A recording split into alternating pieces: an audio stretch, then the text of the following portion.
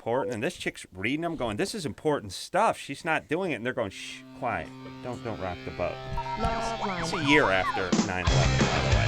LoveLine is not for an adult audience. You wouldn't like it, people that make noise. LoveLine may contain sexually oriented content. Beautiful. Sexually oriented content. Oh, you'd be out of your mind. Listener discretion is advised. Listener discretion is advised. I went to the nuts on Deborah Norville tonight. True. This is LoveLine. LoveLine. With Adam Carolla and Dr. Drew. Hey, everybody. It's LoveLine. I'm Adam. That's Max Headroom. Phone number 1-800-LOVE-191. Dr. Drew, board-certified physician, Dixon medicine specialist. Drew, what happened, buddy? What happened tonight? Oh, you're talking about the Deborah Norville thing? You went nuts on Deborah Norville? No, I just went a little nuts because... she's hot. Yeah. Let me tell you something. She's a sleeper. Well, no, I'm sure she's a pain in the ass, but what I'm saying is she slides under people's boner radar. Do you know what I mean? Like, everyone's like, there's that newsy chick. But take a good look at her. She's been pretty foxy. And she's not a young woman, but she's been damn foxy. I mean, on the air for like 10 years and foxy. So anyway. Yeah. So she's hot, Drew. Don't give her a hard time. I would give her a hard time. I was just, I was listening to these attorneys talk about the Mary Kay Letourneau thing. What were you doing? I was going to comment on that, and they're going, "Oh, it's just the love affair of the century. They're both adults." I thought, "Are you? What is the matter with people?" Yeah, for those of you who've been living in caves, she was the school teacher that had the affair with the Samoan gangbanger. Or at least that's what he looked like to me. That's what he at became. 12. No scarier 12-and-a-half-year-old, by the way. That's a 12-and-a-half-year-old look like putting number 2 pencil in your neck. Like, you look at that kid and it's like, what? He's 12-and-a-half. You're supposed to have the mustache and then... Definitely not a Jew, by the way. Sure? When we start playing Definitely Not a Jew, when I'm done with my theme music, yeah, he'll be on that list. Banging your hot school teacher at 12-and-a-half? Definitely not. Yeah. Well, I'm going to work it out. Do you think maybe he'll go for the little pencil mustache? I'm hoping, because that's a class look at any age. So he's and by the way, when you're 12-and-a-half, 13, and you're banging, you're arguably, for a school teacher, hot, attractive woman. 35. Yeah, at the time I think she's like 33. 30. All right. The point is your brain must be going off like a Jiffy Pop. Yes. Pan, you know what I mean? Just yes. Like I couldn't even process what was going on if I was nailing that. No, that's right. And if you were telling me like, yeah, tonight after school we're going to meet by the lake. I got my husband's car. The kids are. I'd be. Yeah, but here's the other thing, too. What that etches into your head, though. You were having that kind of experience with fold-outs. Let me tell you how long. That etch stuff in your brain. Let me tell you how long I could keep that under my hat, by the way. Because I would be on the top of my roof. No, you know what I'd be doing? I'd be driving one of those old cars with the loudspeaker on it, like old guys who are running for Senate in the 50s. From some out of a Latin American country. Here, a bell ringing. Guess who's getting laid? Look out, everybody. I would be on the roof. I would be shouting it from the mountaintops. Right. Like, you could not shut me up. Like, if she said to me, look, I could lose my job. I will lose my job. You're like, I could do prison time. Got do you understand? And whatever we have will be gone the second you open your mouth. Got it, It Chris? will disappear. Hello? Hold on. Hold on. I was on the phone talking to my friends about nailing it. What'd you say about you cut me off? How's that go? I could not shut up about that for a second. I couldn't do it now. Could you, Drew, at 12-and-a-half, could you, or 13, could you have shut up about that? I Impossible. No, but not. I mean, I would not. I'd be walking around in a daze like a zombie. Like, what just happened? You know what I mean? Like, Yeah. You're like, what? All right. So I wouldn't be able to process it. He's banging her. Thank Christ the lady's got 7 kids now. And by the way, at what point do we cut that privilege off? You know what I mean? Like, okay, here's the thing. I have 3.5 Heinekens drive home, get pulled over, perhaps waiting on an arrow here in Culver City. Yeah. I blow .08. I do it again within a year and a half or 2 years. Yeah. I lost my license. Yep. No privileges. Yeah.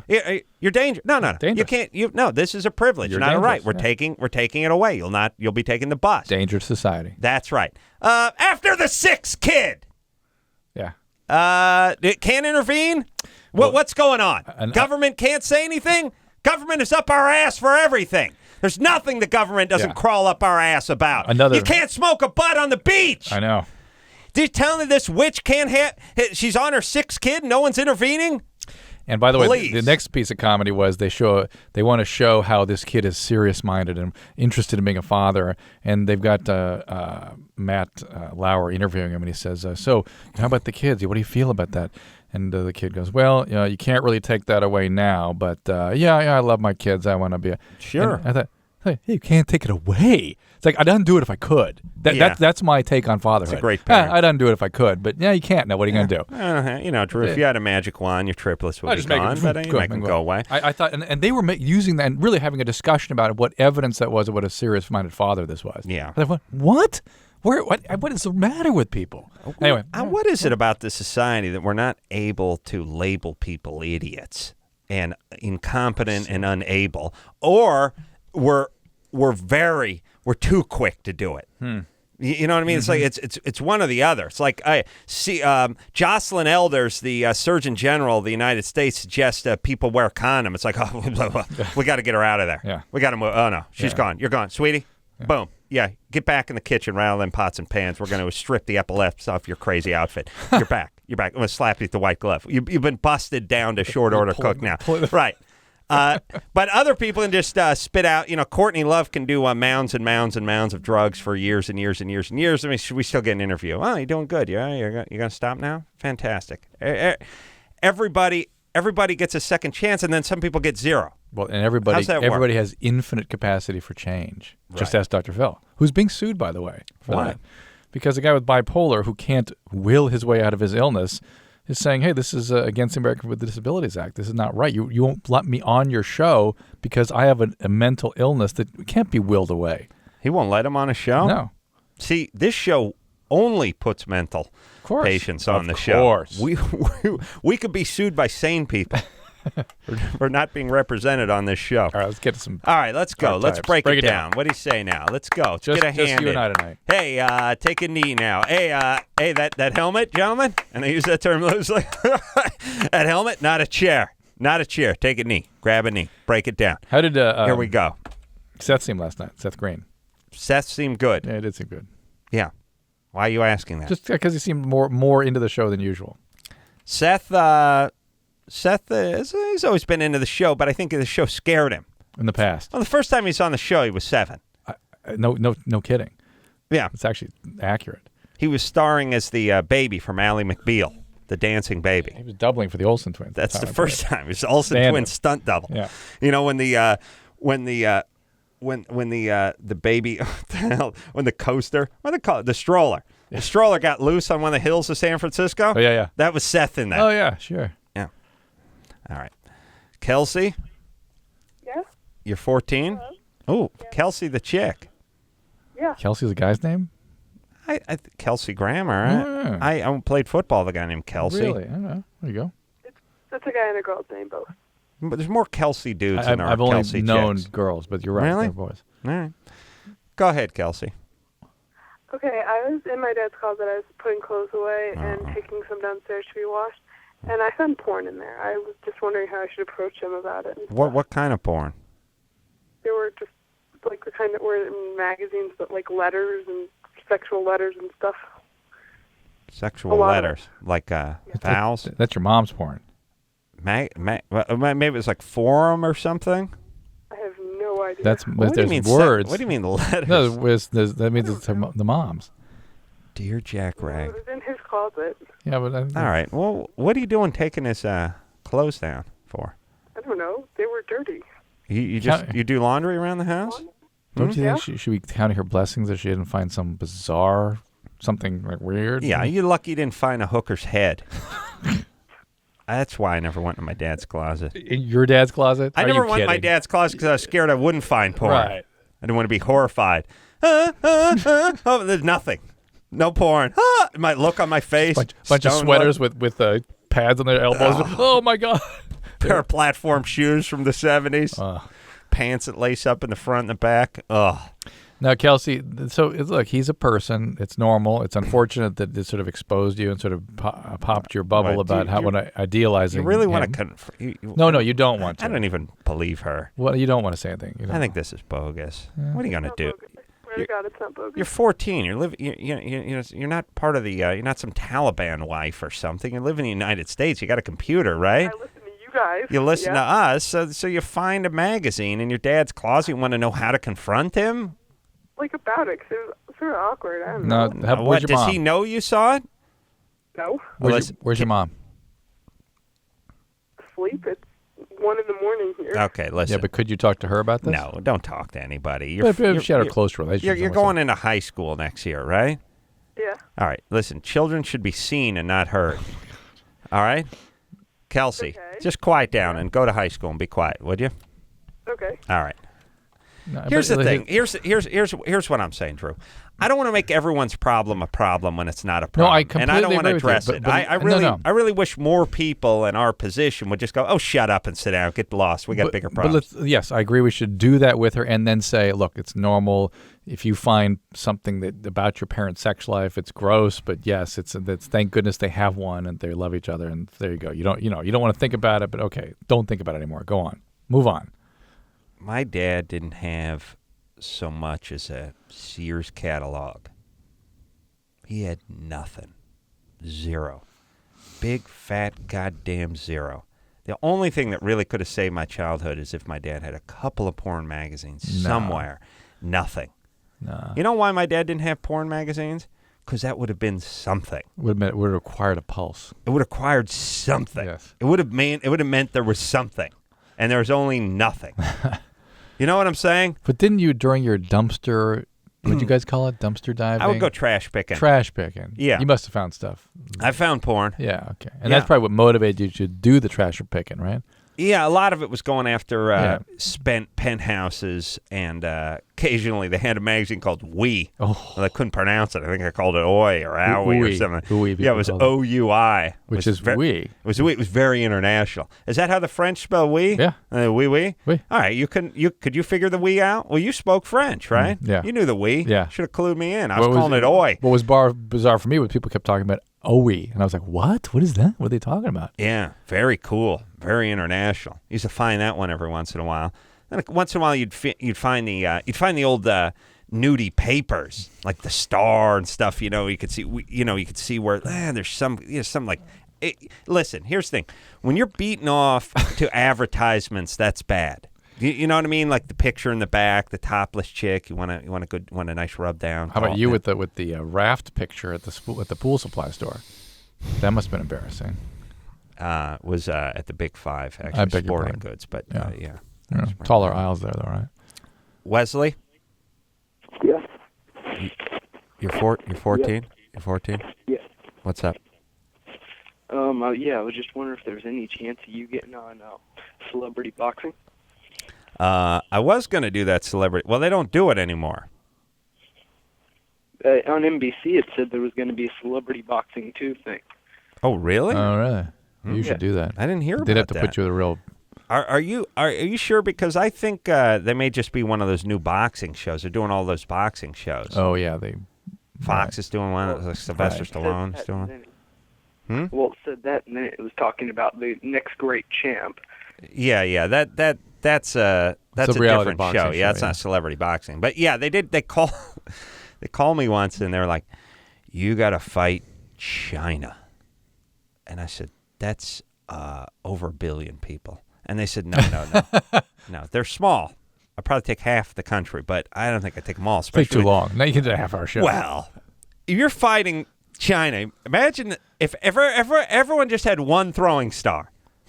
Do the math. Over 1 billion throwing stars coming at you. You can't avoid those kind of throwing stars. Right.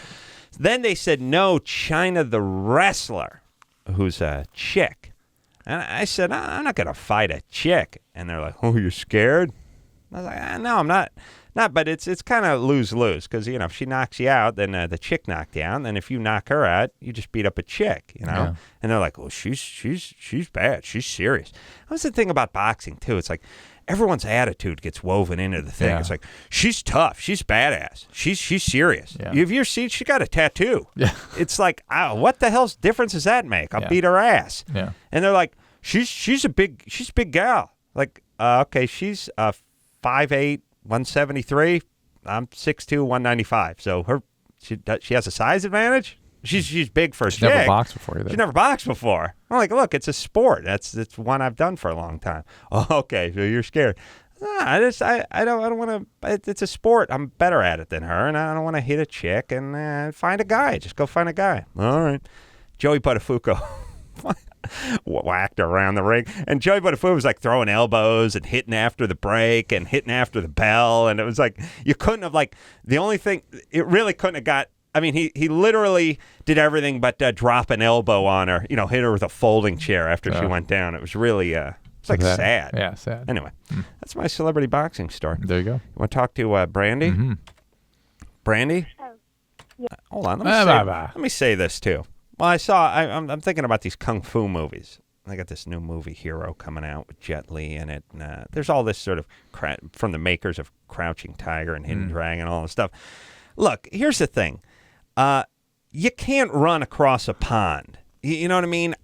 Since when, by the way, was everyone infused with the power to jump up in slow motion, turn a double backflip, and land again? And now it's not only in the cosmic kung fu movies, it's also in Charlie's Angels and stuff, where it's you shoot at me, we do it in slow motion. I see the ripples of the air as the bullet moves in ultra slow motion toward me. Then moving the same speed the bullet is, so that we're both in slow motion, but it's like taking two cars going down a drag strip at 120 miles an hour. You run it in slow motion, they're still both at the same pace. The bullet is going faster than the speed of sound. I'm moving about 11 miles an hour. That's the difference. If you can see the bullet going through the air and the ripples going around, you wouldn't see my heartbeat. That's right. The bullet would strike me in the chest, and my chest would explode. I don't get to jump up in slow motion and do a slow spin around it, or push the ambassador's daughter out of the way as the bullet is in the air just because you slow it down. Because we slow down at the same speed. Yes. Yes? Yes. Yes? The infinite wisdom of cinema. If a rocket sled was passing an old guy on one of those Lark things you see at the grocery market, and you slowed it down, would they both be going the same speed? Both be going extra slow. So here's the thing, too. Now, every movie, in every karate movie, people get to run up the wall, do a split, jump in the air, and do these weird triple axles while they jump to the second floor of the building. But then we're supposed to believe if the sword hits him, it can cut him. And if the guy punches him in the face, it'll knock him down. But which is it? See, that's the whole thing. You guys are doing hand combat, but yet I can jump to the top of a 3-story building doing somersaults in the air. So I don't go for that. Drew? Don't go.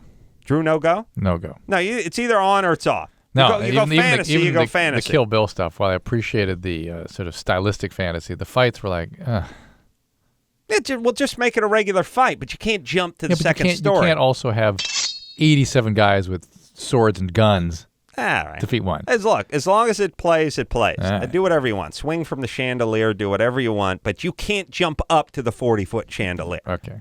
You understand? Agreed. And by the way, speaking of that sound effect you just played there, Anderson, go ahead, play it again. I don't need that sound every time a guy pulls a knife from his sock. Right. It's like every time a knife comes out, it doesn't make the shing. I pull a knife out of the wooden rack it's in at my house, it's shing, and you pull it out of your leather knife holder, shing. You got one tucked in your waistband. You're wearing sweatpants, shing. No. It's got to be against other metal. Yeah. All right. I'm gonna get into what else is wrong too. Brandy? Yes. Had a long talk at the office today about washing up on the beach. What's going on, Brandy?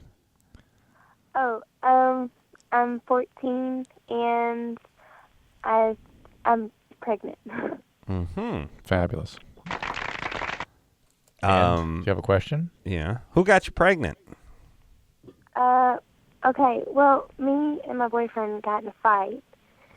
Cause how old is your boyfriend? Yeah. How old is your boyfriend? 19. Of course. 19 and 14. Wait. What? Yeah, all right. Yeah, keep going. Well, we were planning on moving in together because we were gonna go get married. It was All right. And I got off work early because I was happy and everything. And I came home and Hold on. If you're in a good mood, you get to leave work early. Yeah. Hey, boss, I'm feeling extra jovial today. Can I cut out? I got off work today because I was happy. All What right. you said. All That's, right. There you go. All I right. did, Where are your parents? Where are your parents? Country what do you Bear mean? Jamboree. One place the washboard, the other place the Cider base. jug. Yeah. All right, Brandy. All right, let's cut to chase. He got you pregnant, and now what? What do you want to do? No. I caught him cheating on me. Ooh, there's where it gets. This is where the plot thickens, right? Yeah. So, 'cause you cut out early because you're in a good mood. What kind of? What kind of work do you do? Yeah. Brandy? Brandy? Brandy. She's uttered something and then disappeared. Brandy? Yes. Oh, there we Oh, are. she's back. Okay, baby. Where'd you go, by the way? My is in my room. Just a second. Oh, okay. Got to get him out of there. Okay. Yeah. All right. Just pick up some of the. Imagine you got like a dirt floor. Pick up like a rock and Throw it at him. Yeah, throw some dirt in the seal. So you caught him cheating. The other thing that happens in fight, dirt paralyzes people. Blinds you. Blinds you, yes. Paralyzes. You caught him cheating Right? because you came home early. Yeah, with my cousin. With your cousin. Uh-huh. Right. But luckily you had another cousin that you No. could. No. All right. I called one of my friends, and we went to a party, and I saw one of my brother's best friends there, and I grew up with him basically. Like he was like another brother to me, and we. That's what you do with your brother? Right. Oh, I see. Okay. Well, if you're reminded of your brother, that's makes perfect sense. Then. right. So he had sex with you and got you pregnant. Well, no, yeah, that's it. Yeah. But it's not like I wanted to. I mean, it just kind of happened. I mean, No, I know. Wasn't payback for Yeah, catching your could tell you boyfriend didn't want cheating. to. Yes, of course. 14, well, going. I didn't even want to. I don't know. He was drunk, and so I don't know. Okay, listen. He was drunk. Where are your parents? He was drunk. I didn't. By the way, when you're making excuses about it, saying like I didn't know what I was doing, I didn't want to do this, you're the one who's supposed to be drunk, not him. Right. All right. We were both. I'm sorry. I'm not. 14, drunk. Okay. So what's going on? What's the plan? Because you got like a crazy albino white trash life ahead of you. And your name's Brandy? Yes. That is a second only to Cammy on the crazy white trash scale of horrible names. So I thought I had a stripper. No, Brandy's a disaster. Oh. Brandy, listen, you name your girl Brandy, you're asking somebody's just recycling about as good as they can do. Oh. I mean, Brandy, you just can't. Where are her parents? What is the deal? I'm just curious. Where are your folks? Where are your parents? Oh, well, right now, that's who I'm living with, that no one knows except for one of my friends. All right, how far along are you? Well, that happened about 2 months ago. So you're 2 months pregnant. You could say 2 months, by the way. Okay. 2 months, right?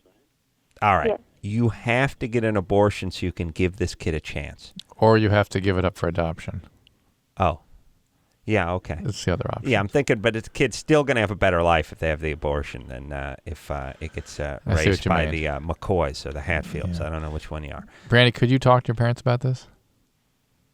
Can I? Yeah. No. Yes. You. What's the plan? You're going to wait till actually you're showing the pregnancy? All right, how about you get an abortion? How about that? Well, that's almost too late, too. Almost, but not if you act quickly. How about that, Brandy?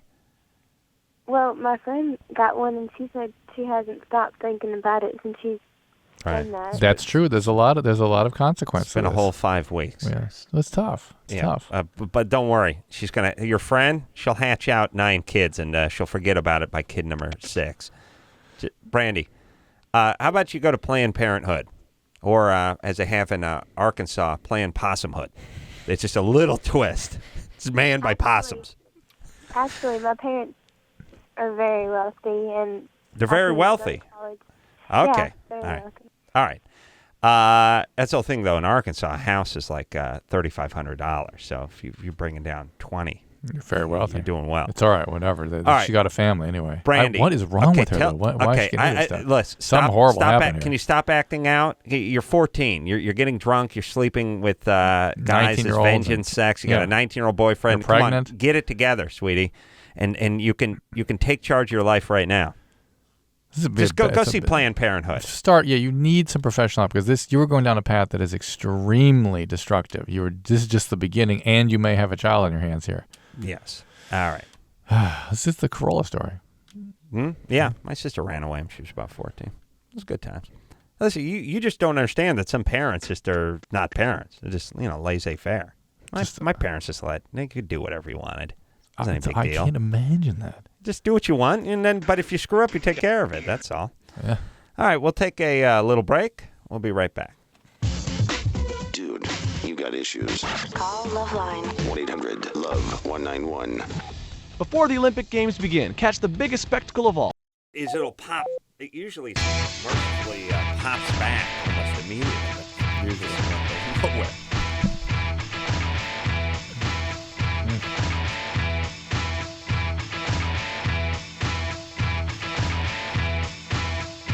Two, one, go. Hey, everybody, it's LoveLine. I'm Adam. That's Dr. Drew over there. Phone number 1-800-LOVE-191. Want to give a shout-out for a new season of Crank Anchors on Comedy Central this year. Yeah, Bertram's got a good call coming up this Tuesday. Crank Anchor. Actually be on tonight if you hear the show on a delay. That's why I say it tonight, Drew. Tuesday's Comedy Central. What's up there, buddy?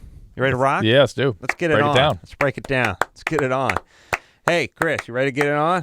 Let's get it on, buddy. It's very exciting. All right. Here we go. All right. Kelly? Yes? I was thinking Chris responds like a crowd would sound, except for he's only one guy. Yeah. Right! Am I right? When do we want it? And who do we want? But he's just one guy. Chris, you ready to get on, buddy? Okay. That was Anderson. Fast-fingered Anderson, yeah. Seriously, ready to get it on? Oh, he can do it and drink. He drinks I'm coffee. used to it. Whatever. Yeah. Mm-hmm. It's good. Kelly, Yes? you're 22. Yes. You ready to get it on? What's up, Kelly? Yeah. Kelly's an abuse victim. Oh, I'm not yeah. sure which way to talk to her. Oh, yeah. What's up? Hi. I just kind of wanted to know, I was an abuse victim, as you said, when I was growing up by my father. Recently, some of my friends and coworkers and stuff, just in discussion, have said that they think I should go to therapy. And I really feel like I'm at a point where, I'm sure therapy is always good, but where I'm doing fine for myself and I'm past all the... Why do you think your coworkers would have brought that up if there weren't some They're evidence? jealous. Yeah. They're petty and jealous. You know people are, Drew. They want what you have. They wish they were molested. Well, no. I'm sure it's because they want what's best for me and they're trying to... That, or are they seeing things that leads them to believe you'd be benefited from therapy? Well, why would they say that? By the way, what kind of place do you work at? A veterinary hospital. Oh, so you're working closely with people. Yeah. Are they noticing your mood lability, your sort of easy tearfulness? Well, I think I've worked there for 4 years, and I'm pretty close with most of the people there. Yeah. All right. And They get tight knit. is when I confronted him. So. Your dad? Yeah. How'd that go? Well, at first he was really apologetic and admitted to most everything in front of my mom and my sister. Oh.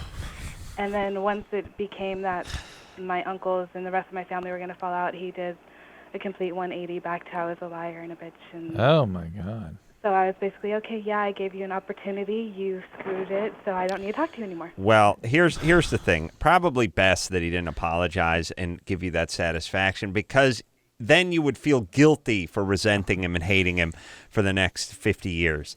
You know what I'm saying? He deserves to be hated. He should never be let off the hook.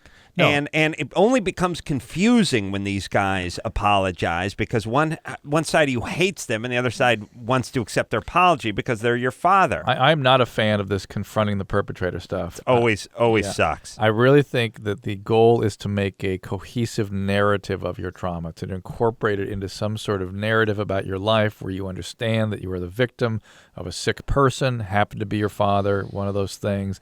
What do you mean? So it's like you distance yourself from it? It's no, like you saw a movie of someone getting molested? You assimilate. No, quite the contrary. That's the way she feels about it now. On the contrary, you accept it for what it was, all the pain and confusion that went with it, but you don't feel responsible for it. You don't take it on as something about yourself that caused it. You realize there was a sick person you were exposed to, a person that you love very deeply, and so you have very ambivalent feelings about. Yeah. And try to make sense of it all for yourself, however you do that for yourself. That has nothing to do with confronting the perpetrator. And it takes a lot of work to do that, and it's not something you can do by yourself. It doesn't happen by yourself. All right. Okay. Here's the thing. And he sexually molested you for a number of years? Yes. How many years? 10 years? Well, there was physical and emotional abuse. And by the way, your mom deserves a nice, swift heel in the groin too. You know what I'm saying? I would agree with that to an extent, but she has literally mental issues. Her whole family has, so no doubt. All right. So here's the deal. Okay, your dad's an idiot. Good. He didn't apologize. Fine. It'd be nice if he just something landed on him, like a piece of space debris or something while he was sleeping. I mean, it'd just be nice if he'd just kill himself. Here's the thing. Whatever he says to your aunts and uncles, he knows he molested his child. He's got a kid that doesn't talk to him. And if that bothers him, good, it should. And if it doesn't, then he's like a reptile. By the way, we way too much in our society of this. Well, he's got to live with that. Listen, these people do these things because it feels right to them. It feels good to them. Yeah. They've joined NAMSA or NAMBLA or whatever the hell, and they start defending that it's a good thing and it feels right. And how dare you say they should feel guilty? I mean, listen. That's the problem here. Other people don't exist to them very often. Well, that's why I suggest they put a shotgun in their mouth or somebody just puts a bullet in their head. I have zero problem with that, by the way, cosmically. But Kelly, do you have a question about this? Well, basically, I wanted to know, which I think you already answered, if no matter what, you need therapy. Yeah, you need therapy. Yeah, it's a shattering experience. Absolutely. All right. Now you work at the for the vet. Uh-huh. How much for the spade and the neuter? Dog or a cat? Dog. How much does it weigh? 50 pounds. 60 pounds. A spade would probably be like 280, and a neuter would be like 200, 250. Mm-hmm. Now, I'm an ag vet, Drew. That's the... Animal Abuse Society? No, it's like they have it's basically an association for circus performers. Oh yeah, really? Pretty good medical care. What do you do in the circus? Plate spinner. Plate spinner. Oh, that's good. Yeah. Well, it's all stage people. I thought it was Mr. Elastic Scrotum. I thought you did some crazy stuff. Oh, I do Mr. Elastic Scrotum. Yeah. That's right. I forgot about that. Yeah, puppetry of the scrotum. That's right. The point is I entertain on stage. Of course. It's for clowns and people like that. Of course. I just want to know so the insurance will cover it. Yeah. All right. You have to euthanize any dogs or cats recently? Yeah. Okay. I mean, it's part of the job. Yeah. That's a bummer. People crying Yeah. over their old dogs and stuff. Mm. Yeah. Yeah. All right. You should. I'm not sure. And then what do they do with it? They incinerate the animals? Send the stuff back. Drew, in ashes? Mm-hmm. Drew, you had to put your cat down recently, right? I'm so incensed with veterinarians. I've had such moderately. Well, they wanted $80 for something. No, it's not just that. Cat was fine. I mean, the cat was a young cat. It had actually just been a lower paw sprain, and Drew said put him down. I don't like the non-thinking stuff. Don't use your brain. What do you mean? I had to say things like, the cat comes in short of breath, and it's, well, I think there's fluid in the lungs. Okay, what are the possibilities? Well, cancer, kidney failure, liver failure, heart failure, right? Can't you work on a cat, Drew? Evidently, I could because I knew exactly what was going you're on. a person. It's like like someone who works on the space It's a shuttle little can't fix a golf cart. It's a little different. But anyway, so they go. He goes, well, I can't tell you what's going on here. Could be a lot of things. Things like a treat. And I go, first of all, how long? What's the life expectancy of this cat? 14 years. How old is this cat? 15. Okay. Well, how do they know let's start how from old that. The cat is? He looks at the chart. Looks at the chart. Yeah. Oh, I've had him for that long. Yeah. Wow. All right. Yeah, 15. Yeah, and I was like, he's we want running to on keep the fumes. cat comfortable. Keep him comfortable. Got to put a needle in his chest. Puts the needle in his chest. Now the cat's going crazy uncomfortable, short of breath, gasping for air. And I said, hey, give him a pneumothorax. Well, how? Where'd the air come from? Oh, true. Dropping the pneumothorax. You nicked his lung. Yeah. With the needle. And then did you yell at him, like throw him on the wall, and you tell him, stop playing God, man? Did you do that? I said, now the cat's not comfortable. I'm not happy. So you put the cat down. Yeah. How much you put the cat down? I don't know. You should ask Kelly. Shouldn't there be a kit where you can put your own cat down? Yeah, it's a little weird. Put him down. It's a slippery slope, Adam. What's to stop them from using the kit on babies and? Oh, I see. You start putting your dogs and wildlife. down. I mean, seriously, do you got to spend like $150 to have your cat put down? Couldn't you just run over it? Just back over it. Cat's napping half the time in the driveway anyway. All you got to do is not swerve one of these days, and the cat's gone. All right, here's what I'm saying. All right. Just look, you put a little rat poison in some of that Friskies and dig a little shoebox. It's all taken care of. That's good times. And that way old country. you know the job was done correctly. That's all I'm saying. Tony? Yes. You're 24? Yes, I am. Your long-lost dad wrote you a letter? Yeah. All right. That was pretty strange. Yeah. Well, what, you hadn't seen him since you were a kid? My mom left him because he was an alcoholic when I was 3. All right, hold on a second. Drew, by the way, it's the exact same call. But look. I want to talk to Bella. Shush up. Bella? Yeah? You're 15? Yeah. You have stretch marks? Yeah, on my knees. On your knees? Yeah. You don't see it on the knee that often. You big gal? Not really. Well, how big are you? Let me do some math. Go ahead. Well, I'm less than 120. You're less than 120. Stretch marks on your knees. Wait a minute. But now. more than 180. Are they on your thighs? Huh? Are they on your thighs? Well, not really, no. Just like one. All right, so you have stretch marks on your knees. Did you suddenly grow taller all of a sudden? I don't know. I haven't grown in about, like a year or so. So I guess the answer would be no. I don't know. I haven't grown. I've never grew. I'm still a fetus. And you're under 120 pounds. Yeah. How tall are you? 5'7". 5'7". 15. That's pretty tall. That's spindly. Here's the thing. Now, you sure it's stretch marks or not just those funky lines that people get? See, that's what I'm thinking. Around your knees. Well, they're kind of in the back. Okay, the back of your knee. Yeah. All right. Well, here's the thing, Bella. No big deal. Number one. Here's also the beauty of alcoholics. Whenever they talk about a skin problem, it's impossible to picture what they're talking about. Impossible. Well, I'll tell you what I picture. I just picture like monkeys on a unicycle and crazy circus music playing. That's what they draw. That's right. Absolutely. And by the way, they say I have stretch marks on my knees, and it takes a minute 14. Well, they're behind. Like, is there anybody, like, if you say on your elbow or on your knee or on your chin, it's just, people just assume, hey, say on your elbow, that you're not picturing the inside of your arm. On your knees, picturing the part that hits the ground when you kneel, not the part you sit on. You know what I mean? Yeah. What is that? Really take 20 minutes for on your knees for inside of or behind? Look, here's the thing. Well, now you're getting in a little more thigh-y area. Right, yes. And now we could see where it was more a possibility of it. You can't do anything about stretch marks unless you really get in there and like get a knife out or something. Yeah, basically. But here's the thing. All those creams, all those lasers, all those quick fixes and all that kind of patch stuff, all that topical rub-on stuff, it's like if it sounds a little too good to be true, like you got some scarring and you're going to rub some cream on it, or you got some cellulite and you're going to rub some cream on it, it's going to melt away.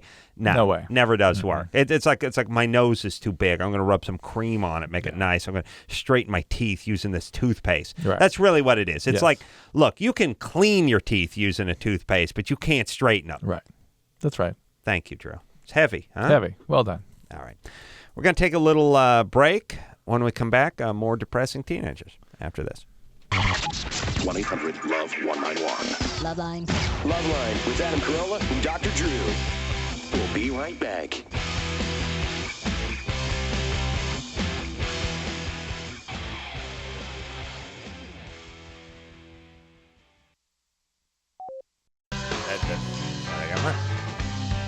Not everyone who works hard gets rich, but these ones do. Or did.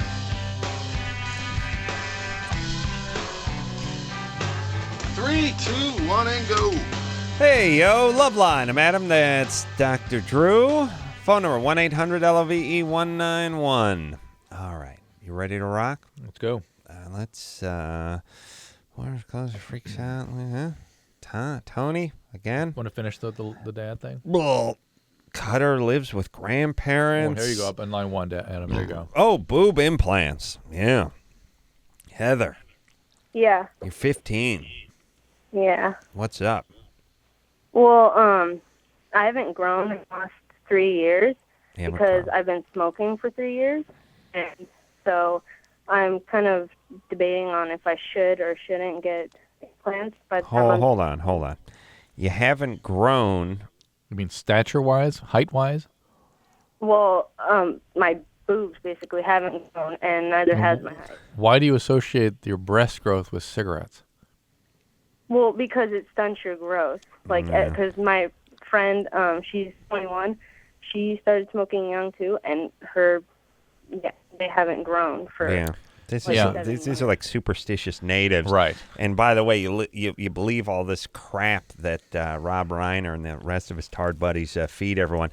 Like, cigarette smoking ain't good for you, but here's the deal. Champion boxers used to smoke non-filtered cigarettes like, hey, it's Sugar Ray Robinson for Lucky Strikes. You know, athletes would smoke. Everyone smoked all the time, everywhere. And then you die at 58. But not at 4'10". Not at 4'10". No. You get to whatever size you would have been with or without the cigarettes, and so does your chest, and that's about it. The only way I could even associate the cigarette with breast size is it might diminish your appetite, and if you're very, very thin, that might diminish your breast growth. But that's it. Yeah, that's it. And how much do you smoke, by the way? Probably 8 cigarettes a day. Oh, well, that's it. I mean, if you're smoking a third of a pack, 8 cigarettes a day stopped your breast growth? Well, I don't know. All right, listen. Okay. Oh, by the way, it's okay for you to believe that if it It's discourages okay. you It's from okay. smoking. It's a good thing to stop smoking. Don't get me wrong, but that's not why your breasts are small. Right. Your breasts are small because you got dealt an A-cup hand in life. And by the way, you're 15. You've got 4 more years of growth ahead. Yeah. Yeah. All right. So you want to get implants. And what are you, an A-cup now? Yeah. Okay. Basically. Yeah. Do you have a boyfriend? No. No. Never have had one. Well, you're 15. That's probably a good thing. Yes. And what's the big problem? I mean, there's probably plenty of girls in your class that are modestly chested. And by the way, I scream this over and over on this show, although I like the big knockers myself. No one else I know seems to. It's not a big deal for guys. Maybe guys secretly do, but don't make such a show of it. Maybe they have a little bit less. Could be it. Could be it. A little more modesty of most of your friends. Most guys like a nice ass, nice face, nice set eyes. It's all. I'll tell you where boob comes. Boob comes for most guys on their list. You know, for most guys, it's the face, it's the eyes, it's the ass, it's the legs, it's the general sort of symmetry of the whatever. It's all the thing. And boobs use about 5th or 6th. Hair's above boobs most of the time. I don't like it, but that's the way it is. Yeah. Well, everyone at my school, all the guys are like, She lives at the beach. Since they're so young, they're all like, "Oh, boobs," you know. So Yeah. That's what they do. They talk a good story, but the reality is they're not hardcore. And the girls that have boobs, by the way, they're concerned that that's all the boys talk to them. That's the only reason they pay any attention to them. All right, so you can stop smoking. That's a good thing. Okay, number 1. And you can evaluate yourself in about 3-4 years from now. See if the boobs did grow. Hey, whenever I see a lot of these big boob videos, and there was Yeah, no kidding. Is that what you watch? Yeah. Oh, really? I'm shocked. That's my thing. I don't know if I told you about that. It's not for the air. Yeah. Let's not talk about it on the air. Here's the point. Might be embarrassing. Every chick with a big boobs video. Every chick with a big set of cans, it's always the same story. It's like, I was flat chested in the 10th grade, and then all of a sudden, it's always the same story. It's I don't know why. If you have big cans, you have to spin that same yarn. It's the same thing as if you're a supermodel. Same thing, the supermodel. I was a tomboy. I was gangly. I couldn't get a date to the prom. Really? Elle McPherson could not? You could not? Couldn't get a date. Claudia Schiffer? Really? What happened? You burned by acid and had reconstructive surgery at 19 just after graduation? Or listen, first off, you're 23 now. Right. How much change could there have been? How big a cow were you at 17? Oh, let's see. You're half-inch shorter. Your hair was a shade lighter. I think I could have done the math. I would have humped you. I would have banged the bejesus out of you when I was in high school. Happily. We would have never something even got interesting to in the that, prom. isn't there? That the reality is that somebody like that wouldn't want a date from 99% of the guys that are interested in them. Yes, but the point is the big boob chicks have to tell you the story about how flat chested. Well, Heather will were. include in her story how she called a radio show. She was so upset about it. Yeah, and kapow. A lot of boobs make the move around 15 or 16 with a lot of chicks. So give it some time, and then secondly, and then don't worry about it. Yeah, and then you find a guy that must be tough. Got to be crazy living by the beach. Well, she's calling from Costa Mesa. Yeah, it's got the word Costa right in it. Yeah. All right. Let's taking a break. Oh, we're taking a break. Yeah, living by the beach. Here's the thing: if you got a dumpy chick, you got to move inland. You go to Riverside where she can be appreciated. Do you know what I'm saying? Move out to like El Toro. Well, no, that's too. Too close to the beach. I was thinking Edwards Air Force Base out in like Mojave. Oh, there you go. Move out to Mojave. Then guys can really appreciate something. They see anything that moves, they're into. All right, let's take a little break, Drew. What do you say? Hey, good. We'll be right back after this. Here it is. Bottom line, it sucks being single today. Tons of lame people and no decent prospects. Call the Dateline. Call the Dateline. Call the Dateline. 1-877-889-DATE. LoveLine will be right back, so get your problems ready. This hour brought to you in part by Axe. Experience the Axe effect.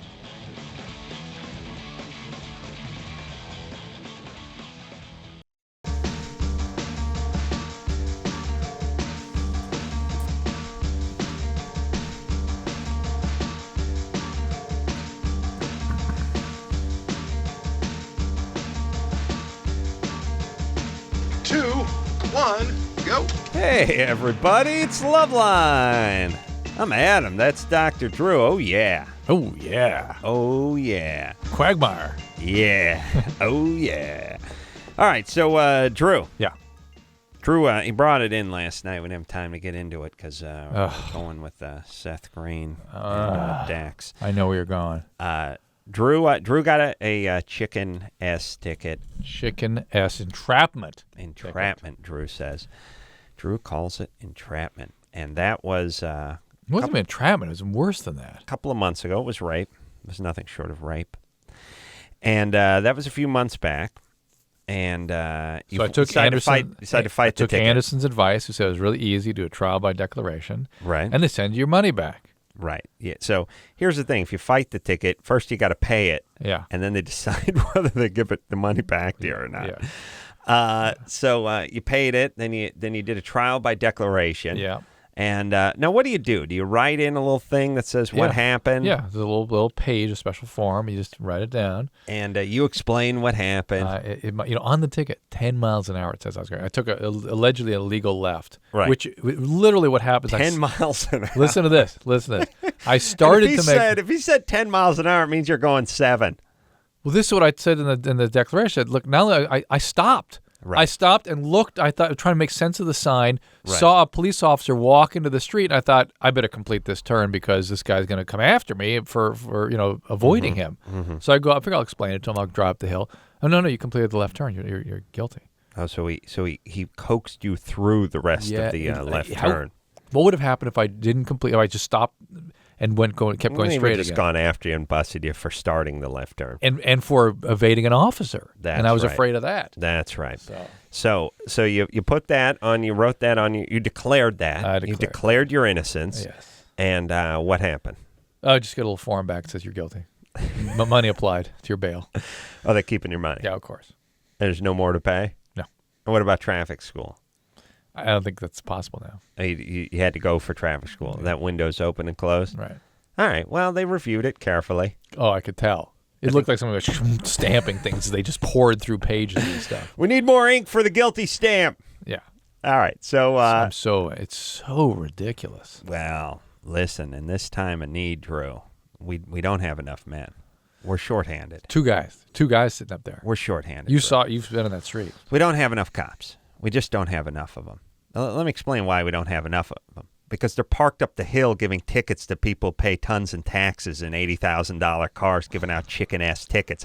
That's why we don't have enough cops. Well, we got plenty of cops. They just ain't where they should be. They're out reading the back of their eyelids, napping up on some street, waiting for some old-timer to roll through a four-way. They ain't out in South Central busting heads. We got plenty of cops. They're just not doing anything. That's the thing. That's what they don't tell you about.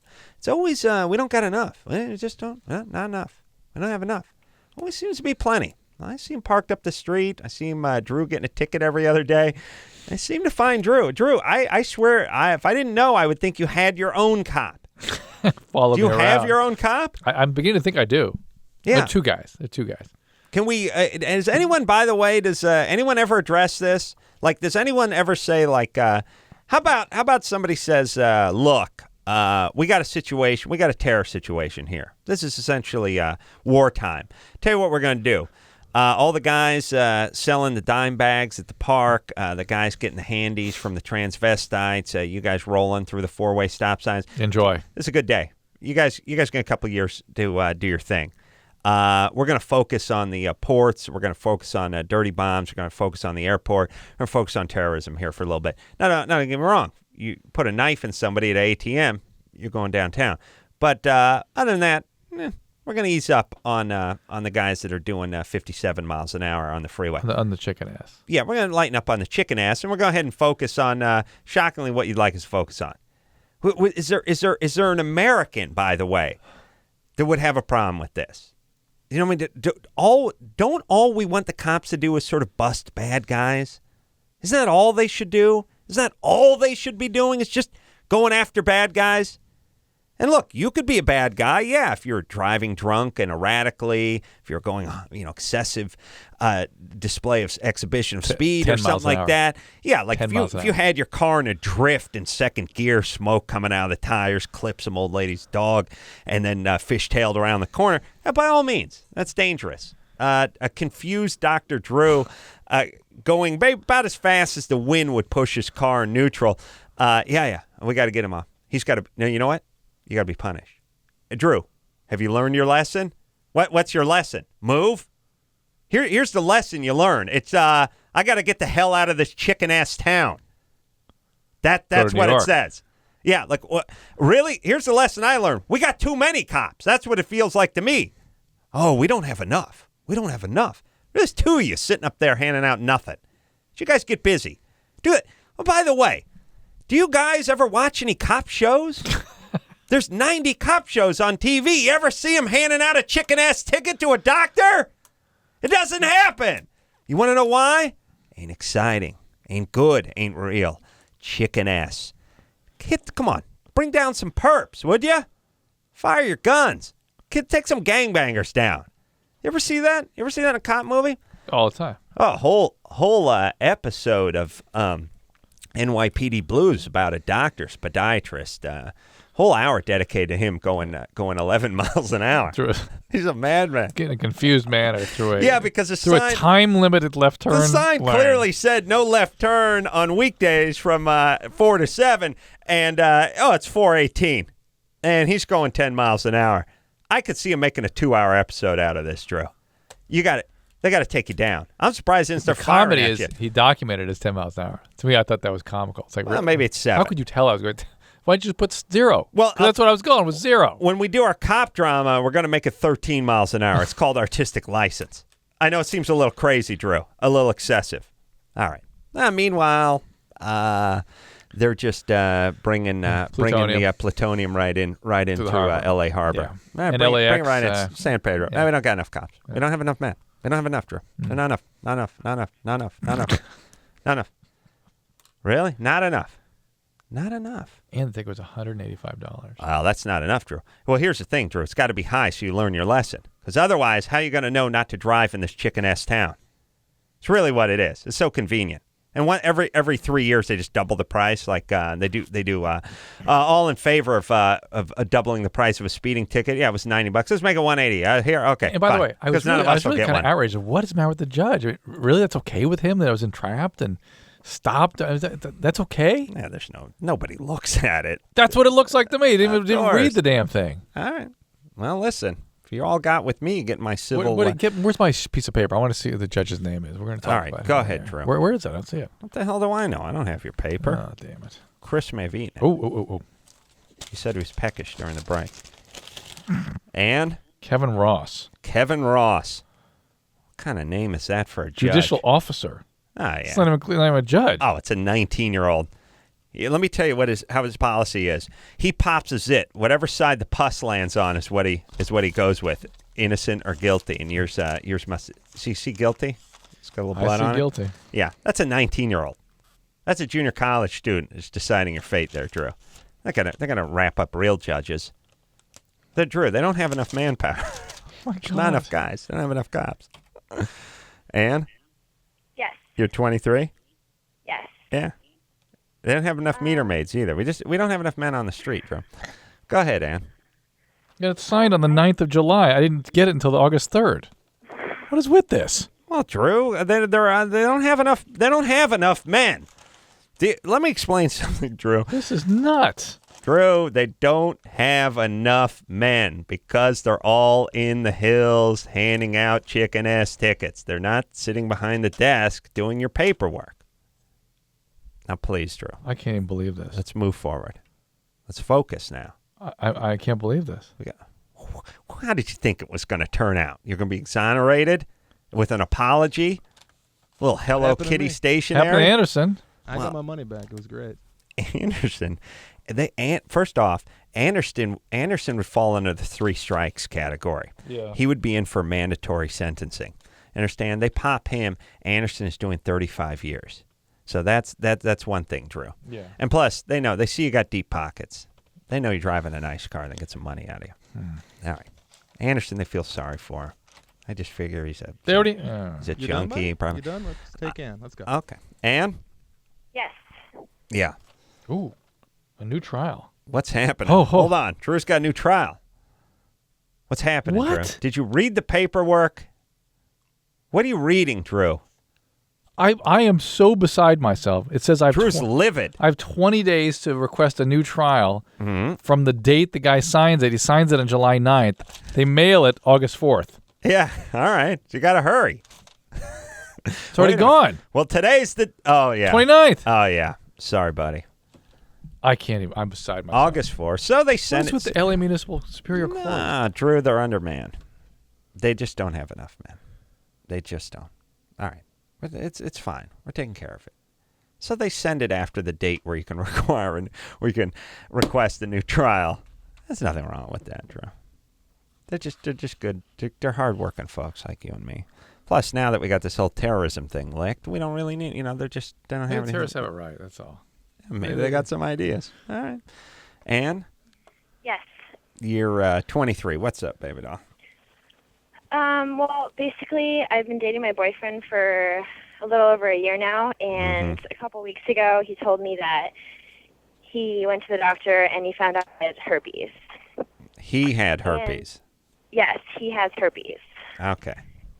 And we've been dating each other for a year. We haven't been seeing other people, and he told me that he hasn't cheated on me, and he's a really good guy, and I trust him, but I just don't understand how he can all of a sudden have herpes. Well, wait a minute. How is this diagnosed? What was that? How is it diagnosed? He broke out and he went to the doctor. Where's the outbreak? Where's what? Where's the outbreak? It's on his penis. And have you seen this? He's kind of keeping it. All right. I really, does it have to be like, do we have to have the 5 Mississippi rule between everything? If it's bogus and they're trying to figure it out and process it, yeah. What? Like, how am I going to answer that now? Let me think about this. If I've seen it, what would it mean? And is this a real question or are you just an idiot? No, this is a real question. All right, let's pick it up. Let's go. So how did they diagnose it? Just by visual inspection? Yeah, I don't know. He went to the doctor and he told me that. All right, I'm done with her. You know what? Because it took her 3 seconds to say yeah. I can't stand the wait. I know it sounds like I'm a big prick, and I got plenty of time to talk about my own crap, but I can't stand that. Like, and they just yeah, everything's like a 2,000 thing. All right, I'm over Or it. something. What's that? There's like a weird static. I can't really hear you guys. I don't know why. Okay, well now I'm going to apologize. All right, and it's possible you transmit it from your mouth to his penis. That's a possibility. Ooh. All right. Okay. All right, we got a bad connection, so I'm going to put her on hold. And it's possible he had an outbreak before and never knew it. Yeah. You know, some guys, you can go for a long time without being diagnosed sometimes, particularly in women. All right, well, look, here's the whole thing. If you think he's a good guy and you know him and you trust him and you don't think he would cheat, then I'm guessing you should just stick with that. Yeah. If you think he may be the kind of guy who did it, then this is a little argument that he did. How rare is it, Drew, a year after you've been with someone to have a breakout that way? And then also, by the way, why would he tell? I don't think he would tell you about it. If he'd been cheating? If let's say she split the weekend before, he hooked up with an old girlfriend, he would take all a bit of a sudden to get there's it an out of outbreak, him. Yeah. there's something going on. Yeah. I mean, I would just burn my dork with a cigarette. That's why I've done that. Take the herpes. Just you fell into the put cigarette a cigarette ashtray. right after it. It's like I burn it. It caught on fire. God. Singed my pubes with a plumber's torch. Nice. Very nice. Yeah. Nice touch. It's good. Smells good. Yeah. It's a good smell. Burnt pubes. That's a smell. All right. Pube brulee. Really? So, Drew, seriously, my idea of putting a cigarette out on my infected penis. Not bad. Not bad, Yeah, right? Yeah, it's good times. But Right. my concern, the reason I was sort of questioning more carefully is that too often, people are diagnosed based on blood tests, and they are quite inaccurate. But this was a visual. Yeah, which is, Okay. and then they should do a culture on it if you really want to nail it down. So, all right. And culture's just rubbing the swab Q-tip on there. Jasmine, Yes, you're 19? I am. What's up, baby doll? All right, so my boyfriend and I are considering having sex, but I want to know the different likelihoods of like different birth controls. You mean pills versus patches, that sort of thing? Exactly. So like the likelihood of me getting pregnant if I was on the pill and he was using a condom, et cetera, et cetera. Pill plus condom? Yes. 0, 0, 0. Hey, that would be some immaculate conception if that happens. It's virtually 0 without the condom. You add the condom in, it's got to be close to 0. Goes below 0. Yeah. You actually, Statistics-wise, do you guys know the statistics? Listen, it's 0.0003. Hey, Copernicus, how many zeros do we got to say? Yeah, but statistically, it's 0. It only be a theoretical possibility of pregnancy in that situation. Yeah. And so it'd virtually be the same as just fooling around and just having oral sex, like pretty much same statistics. No, less. Frankly, less because in virtually this because you can. And by the way, why even make a sexual activity? Why don't you say virtually the same as making a gingerbread house? There you go, gingerbread. Because as soon as semen goes out, it could show up somewhere. You're on the pill. You're on the pill. There's nothing better to protect yourself than some form of hormonal contraception. All right, Jasmine, what's wrong with you? What's up? Why are you so paranoid? Well, I'm just basically scared of getting pregnant. Well, we understand but I that. would love to have sex. You would. But if you're ready to take that responsibility, you take the 1 in a million chance, and you're taking that 1 in a million chance, or what is it, 1 in 100,000 chance, down to 0 with the condom, and there you go. Do you, you're virgin? Yes. You are, and it's just but you're horny, yes? Yes. Well, and the reason you haven't had sex this whole time is because of this, or? Well, yeah, and I made a promise to myself that I wouldn't have sex until I was married. But that's kind of changed now. Now I'm just wondering, the likelihood with pregnancy and everything. Right. It's really very safe. Don't worry about it. No. It's done. Take your pills properly. Listen, if you get pregnant, you send the kid to Drew. He'll raise the kid. All right? Do I have your word on that? Yes, he will. In a good quasi-Christian environment. I'm taking him to the Dalai Lama. It's the next Dalai Lama. The Dalai Lama will raise the kid. And, have a guy in an orange sheet and wire-frame glasses and Hirachis raise your kid. By the way, let me just word to all the religious nutcakes out there. Get a halfway decent outfit before you come and knock it. Like, let's see, we got the Hasidic Jew over there. Yeah, he's got the payos. He's got the sideburns dragging on the ground. Hey, he's got the mountain man beard. He's wearing the modified beanie on his head, and it looks his shoulders look look like a there's so much dandruff on that black suit of his, and I can smell the guy coming around the corner. How about you take a shower, take a shave, put a suit on, then we can talk about your crazy religion. And Dalai Lama, yeah. How about you get out of the Caltrans orange fitted sheet and put yourself some shoes on, maybe some slacks. We can talk about your crazy religion, like all these whack jobs and their wacky religions and their crazy outfits. I would be when I see a guy approaching, it's almost like a homeless guy. When I see the crazy outfit, I'm immediately my ears close and I just start looking at my feet and walk a little faster. Here's the thing. You got to lose the nutball outfits, and then maybe we'll listen. Your whole thing's about getting people over to your side. Stop with the crazy outfits. And by the way, this extends to the televangelist. Benny Hinn, he's going to cure people. He has a part that starts in Fort Lauderdale and ends in Nebraska. Like his hair, he has a comb over that actually is lower than the part is beneath his ear. You understand? It's down around his jaw. It's halfway up his neck. The thing comes around. He wears like a Nehru jacket, and it looks like he wears mascara. Oh. And he's got that sort of cream tan that's where he's orange. What are you selling? I'm buying. You look insane. No one just if a guy just dressed sanely, I'd be much more apt to listen. Yeah? Yeah. He's wearing, white alligator shoes with the 4-inch tassels and the Italian wafer leather on the bottom. Crazy outfits. Crazy people with crazy outfits. The outfit's a giveaway. It's what we call a tell.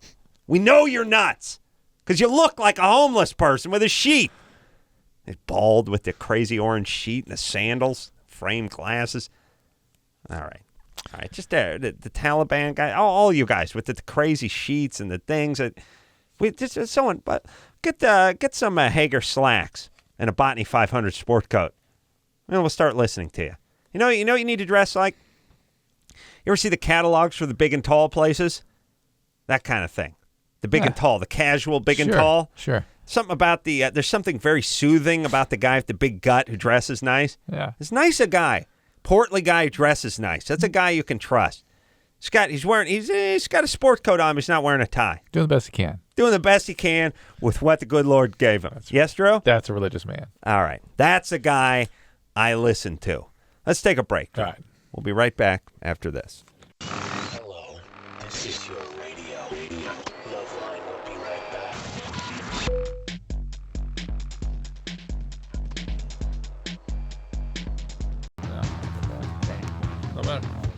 No matter.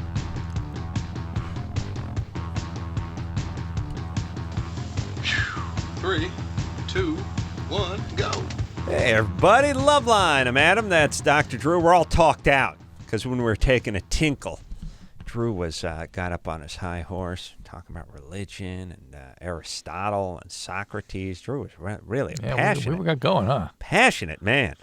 I was staring at Drew. It was like when Aristotle wrote his famous, and I was looking down and going, boy, my whiz is yellow tonight. Aristotle said, and he was speaking of in a non-secular way. Boy, it's almost orange. Wow. Was that a multivitamin? Which is why, by the way, we don't speak of those things on the air. Because that's exactly what happens to all our listeners in their head at that point. Well, we bore them with other things. But what is it in the multivitamin that makes the whiz yellow? Is that the B? I think it's the B vitamins, yeah. B. These are they absorb light at a certain frequency. Really? It's a ring structure, and they. I'll tell you, I understand. I took the vitamin. Every once in a blue moon, you get that day-glow yellow whiz. If I was a caveman, I saw that coming out of me, I'd chop my penis off with a club and then burn it. So it would never have. It would freak me out. You know what I'm saying? Yeah. Yeah. Beth? Yeah. Yeah. It's rough. I can't hit the sink here, You could. It's tough. You know why? Because they did one of those things where the sink is set back like 6 inches from the edge of the counter. By the way, I'd have to stand on some phone books to get it. Yeah, my parents have a place that was actually get up on Chris's shoulders. One of their bathrooms was made in the 60s, and the sink is waist height. Mm-hmm. You have to get water. You have to bend over almost down to your ankles. That's a good whizzing sink. And the shower at your neck. Yeah, people were shorter back then. What? I don't know. I don't know why that is. Yeah. A shower should be high and sink should... Well, I like a sink low so I can whiz in it. Yeah. This is really low. Like you have to... Yeah. All right. Let's... Beth. Who are we talking to? Beth. Beth. All right, Drew. Calm down. Beth? Yes. You're 20? Yes. You can't orgasm with yourself or with boyfriend. Sorry? You can't orgasm. Correct. All right. And you get close, and then... but it gets to the point where I just have to push him away because it hurts so bad. What's he doing when he's trying to do that to you? What is he doing when you get close? Oral sex. Oral sex? Yeah. And is he real gentle with you, or is he a little too aggressive? It's both. We've been trying a lot of different ways, but it all comes to the same thing. It's like I get close, and then it's just too much. Mm-hmm. Yeah. It gets overwhelming. I can't come back to it because it's too sensitive. Yeah, that's a guy thing too, isn't it, Adam? No. Stop. Oh, too much. Well, you can't get back to it 10 minutes later? Well, it takes like a good at least 5 minutes. To settle down. So, and then by that time, I have to start all over, and then it happens all over again. Okay. I just wonder if he's doing the right thing, as it were. You got to believe a seasoned veteran like yourself, a velvety-tongued veteran like you could produce some better results. But we'll never know. Because she's right in that age when she should be having orgasmic function. She's got a stable relationship. There's no reason do you have any trauma around your sexuality, Beth? No. All okay. Right. You like your boyfriend. She likes her. She's 20. So this one I blame on him. Also, a lot of 20-year-olds just don't have the big O. No, but she should be. She's coming. It should be coming around. It should be coming online. She's getting close. Yeah. And the thing is once you get that first one out, then they all just come popping out. It's game on. Yeah. I'll tell you what you need to do. You're putting too much pressure on yourself. Yeah. You're pushing too hard, and then you're freaking out. How about a real easy session? You know what I mean? Good advice. Yeah, instead of... But that's partly him too cooling out a little bit. He's gotta... See what I'm saying? Yeah, I see what you're saying. He's got to really... You want the difference between fast and slow again? Let's hear it one more time. All right. This is the fast session of oral sex. Oh, got it. And now the easy one. Too fast. Still too fast. No, too sensitive. Don't talk, my sweet. Take your glasses off. Let me see. Wow, you have almost gray eyes. Almost there. That's beautiful. Beautiful eyes. Oh, no, too sensitive. Push your way. Go away. Is there a male on Earth that's ever done that? You ever done that? Like, I'm about to bust a nut. We got to stop. It's comical even to think about it. No. It's not a male on Earth that could have that experience. No, woman can't escape. I mean, if a woman actually, like, if you were 15 seconds away from orgasming and her head popped off and blood just started squirting out, you'd be like, I got to hurry. Now that means hurry. 1 second. Got to finish. Blood. We just got to finish. Right? Head just busted, like a major artery just blew. Or just how about you're getting close and they try to move away. It's getting too sensitive. No. No, you'd be like some sort of like like a cougar, rat. a cougar. I was going to say like a rabbit trying to get away from a cougar that is pounced on. No, big paw comes out and slides him right back in. Impossible. No. Drew, is it? You're cougar-like passionate in your zest for lust. Yes. Your zest for lust. All right, I got to stop reading those Harlequin romances. Wow. Stella? Hi. Yeah. Once Drew gets one of them big patty paws into you, that's it. He ain't done until he's got a belly full of you. Go ahead, Stella. Okay, about a year ago, I decided to change my life. I've been a drug user for about 5-6 years now. Mm-hmm. And Since you were 12. 13. Wow. All right. And I've done a lot of crystal and stuff, so I decided to change and tell my parents and everything. Good. Mm-hmm. And so a day before I was going to leave and everything, I was trying to find my boyfriend to say bye, again. Mm-hmm. And it turns out he killed himself, whatever. Your boyfriend? So I went to rehab anyways, but I just stayed there 21 days. Well, hold on. Your boyfriend killed himself. Yes. While he was your boyfriend, or you're broken up? When's the last time you saw him before he killed himself? Excuse me? Had you seen him every day? I was seeing him he lives like 2 houses away. Wow. Was he a drug addict too?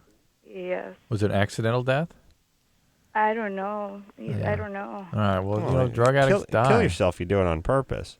Maybe an overdose sometime. Anyway, so you went to rehab and? I didn't finish it. And now everything's like, oh, God, I don't know what to do anymore. Go back to treatment. Get to a meeting. Get calls to get a sponsor or call your old sponsor. Get going again.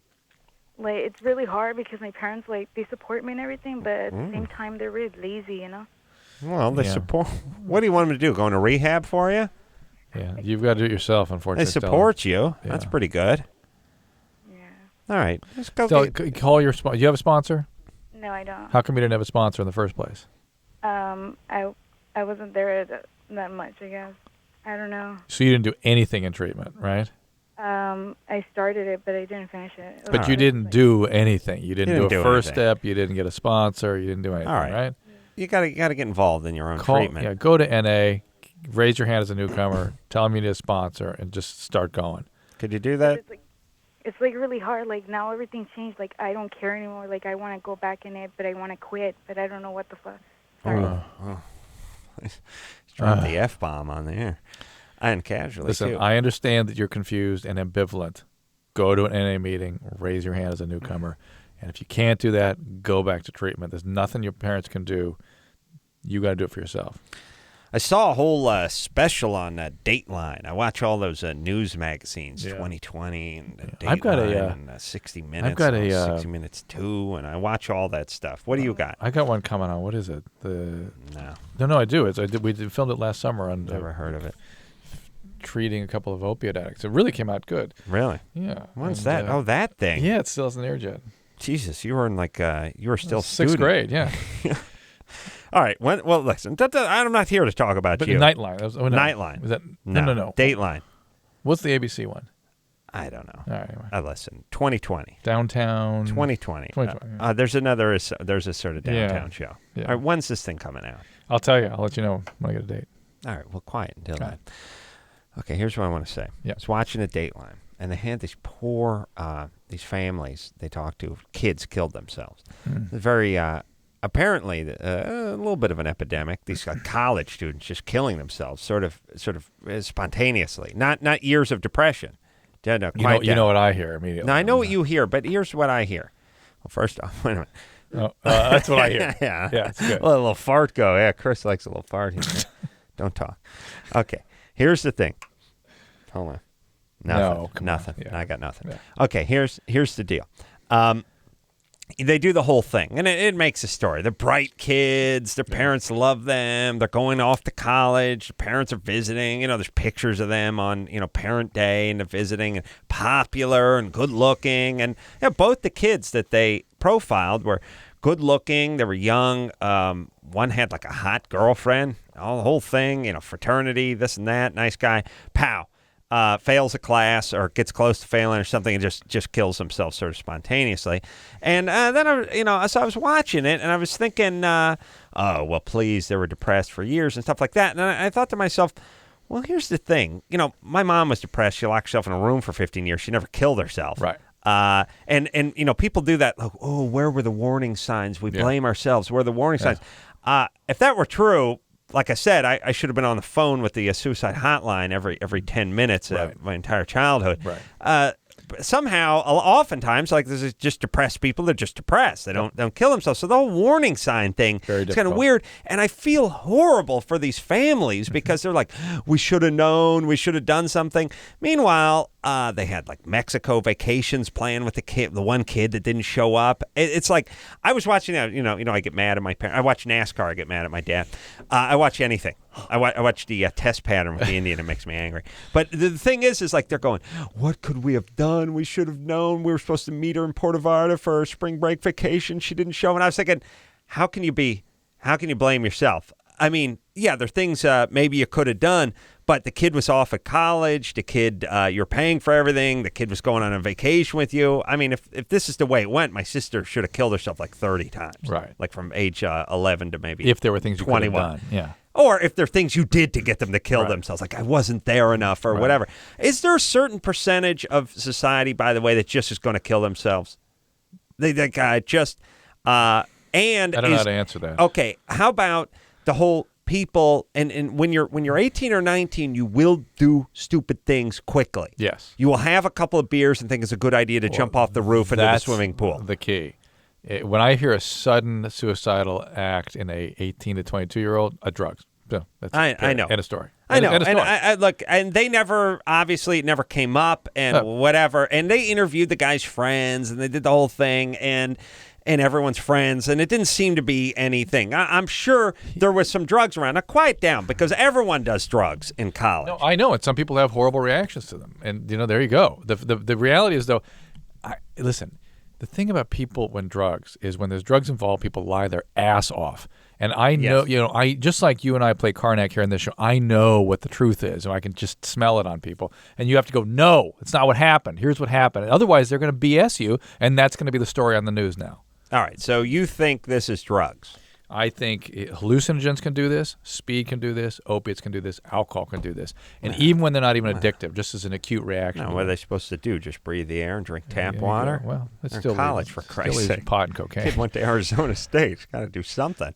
Strike 3. Yeah, okay. So here's... What's the other guy, San Diego State? No, no party there. No. She went to the school in it was beyond Santa Barbara. It was even better. It was a comical school. And this is not. No, I just mean it was UC Morro Bay. Right. Like I mean literally. Yeah. I was like, oh my God, there's a school at the it's in Hearst Castle. I was like, oh my God.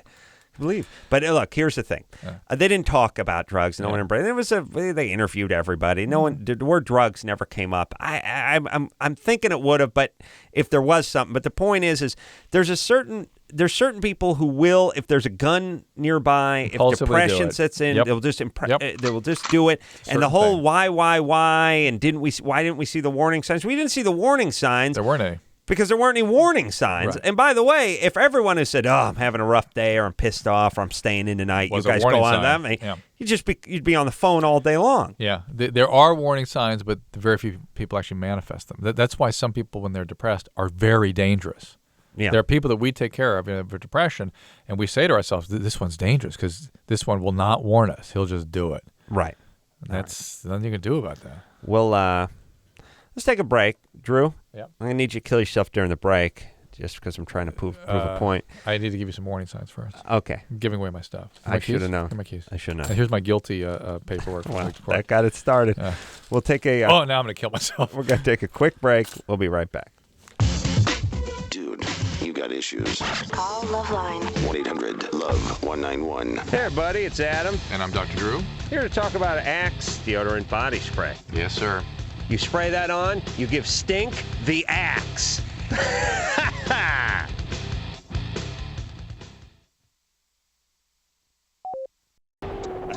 I don't know. Maybe it was you, but it could have been you.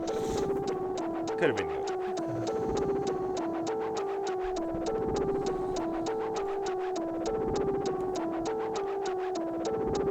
Brian keeps talking about line 2 being the greatest call ever. 3, 2, 1, go.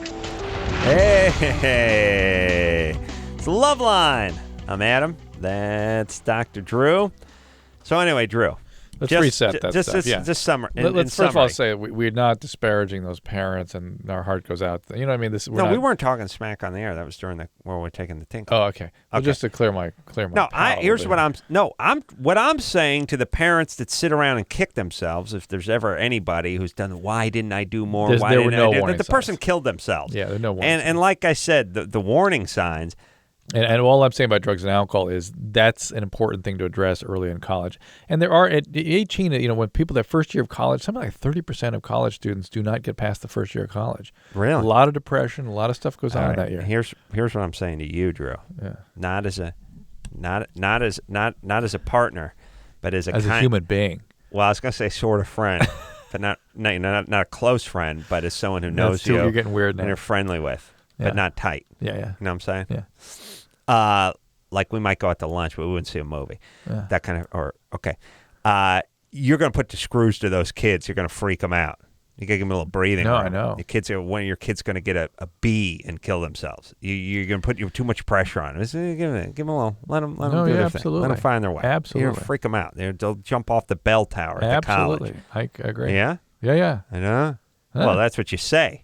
Meanwhile, you're going to put the screws to them and freak them out. Here's the subtle part. I'm always telling them, hey, just take it easy. Just, can we help you? I know, but you're cracking the whip with the other hand. That's what internally I wonder if they I'm so intense already whether they take that on. So let them find their way. They'll go to a good college. They'll be fine. You're right. Gomez? Yeah, I'm here. Yeah, but it's hard to hear it.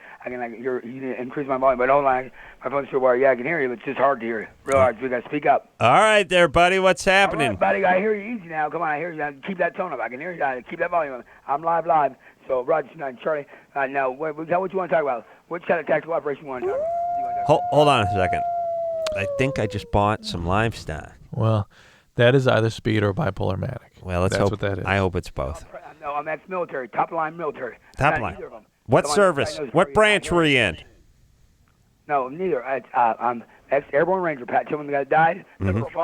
Motivate. Then I went to bomb squad, EOD in D.C. I'm over every federal agency under the sun back when I was 22. I'm 35 years old. My date of birth is 4/36/69. I'm a top line. I'm all alive and nothing to do with All right. Well, I'm glad you're trained with weapons. Well, Adam, he sounds like you. Right now, I don't know. Pat Tillman, the guy that died. I'm an airborne ranger. I served for headquarters back. I went in August 18th. I can do anything. What do you know? Gomez, I can't believe you haven't been called up into Iraq.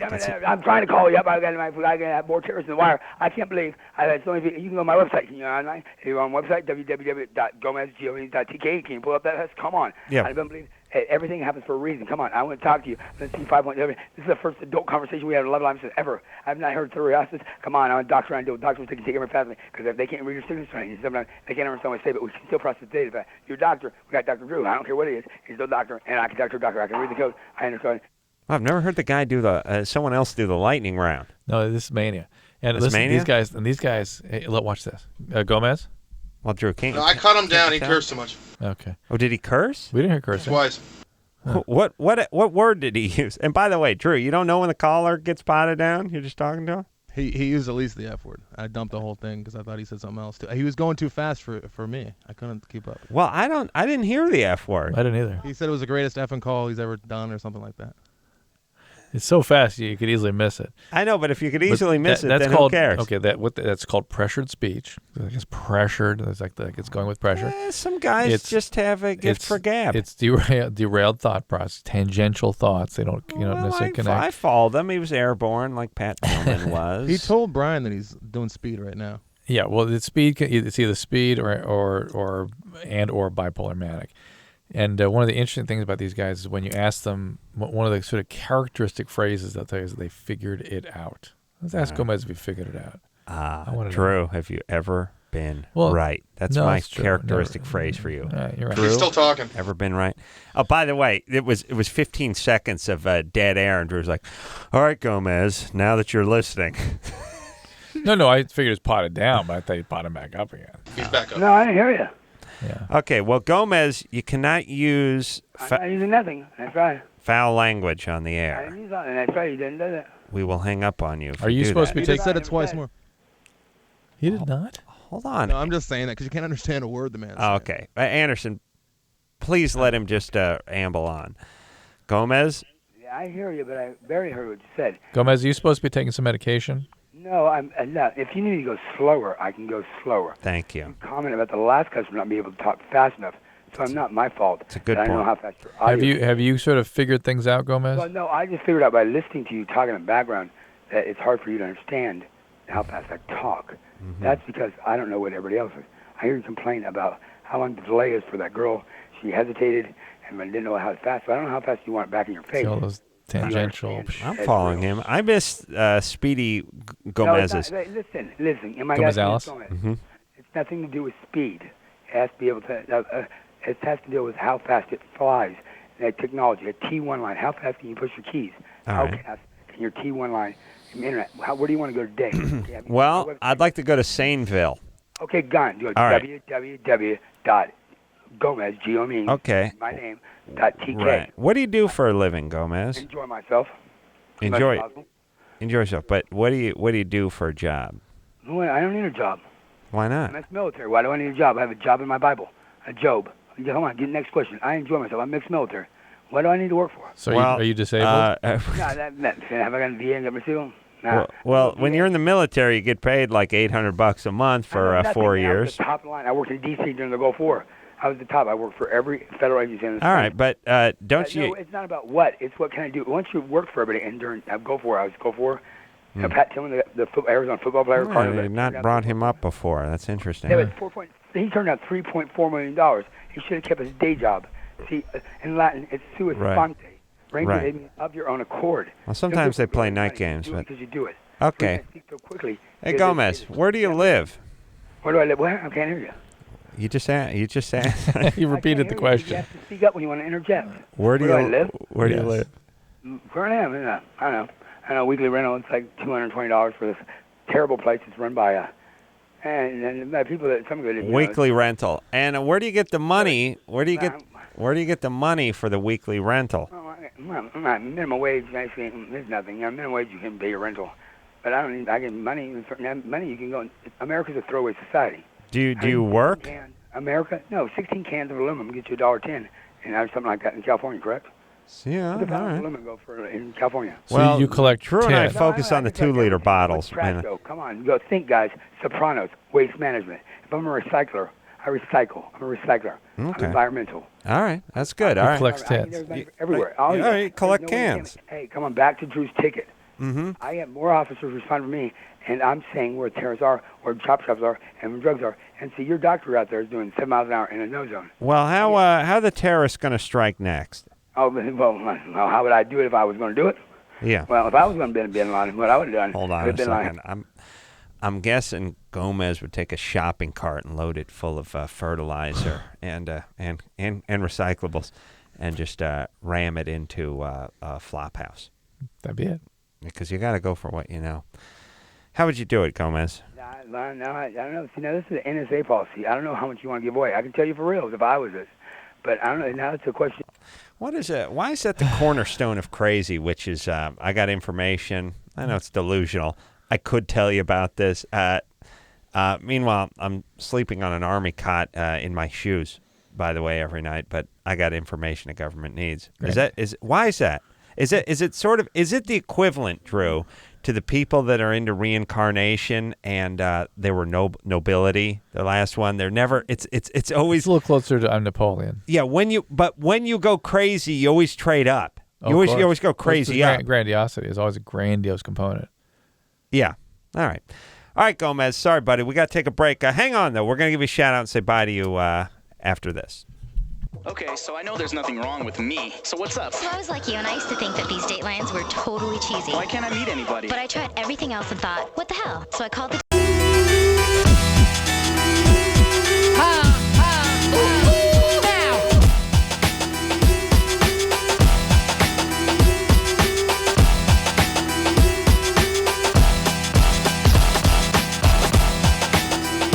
All right. Well, that's it, everybody. That's the show. They disconnected from us. Oh. We wanted to talk to Gomez. Say bye to Gomez. Yeah, somebody disconnected us. Want to say bye.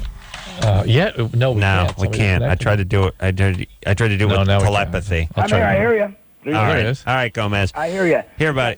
Listen. 10th or 11th? It's now the 11th. Now, listen. Stay on your meds. No, come on. You talk about 11th. Let me speak for the 11th. This is Godspeed. I'm reading the 11th. It says removing the ground glass. Now, we're doing 12-step program. Good. All right. 13th step is us getting off the air. All right. Stay in that 12th step and remove that brown glass and pot him down. Thank you. All right. We're going to go take a little break. We'll be back tomorrow night. So until next time, this is Adam Carolla for Dr. Drew saying mahalo. Oh, you have almost gray eyes. Almost there. That's beautiful. Beautiful. No, too sensitive. Too sensitive. Put it your way. Go away. This has been LoveLine. The opinions expressed on this show are not necessarily those of the staff, management, sponsors, or this station. The producer for LoveLine is Annie Gold. LoveLine is a presentation of Westwood One Entertainment.